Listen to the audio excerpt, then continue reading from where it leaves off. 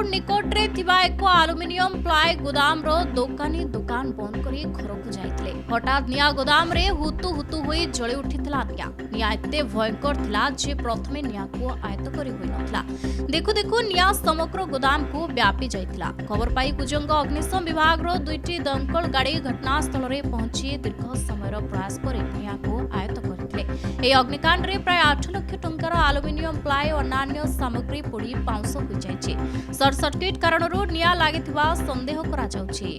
प्रचंड मात्रा निया थिला ऊपर आजबेस्टस घर थिला ता भीतर प्रबल मात्रा रे जो मैन्युफैक्चरिंग ताकर एसेसरीज थिला काठ भी प्रबल थिला ऊपर बड़ काठ बड़ा थिला प्लाय रो जो लगी घर भितर सब डेकोरेटिंग होता सबुड़ा प्रबल बहुत खूब जोर निया थिला।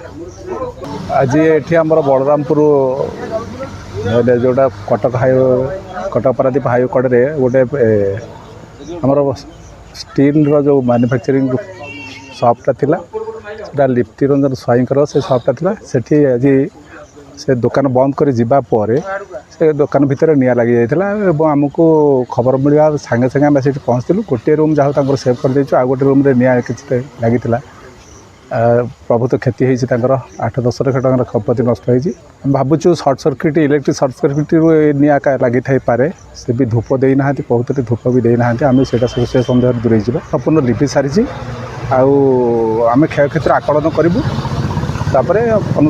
रिपोर्ट संग्रह कर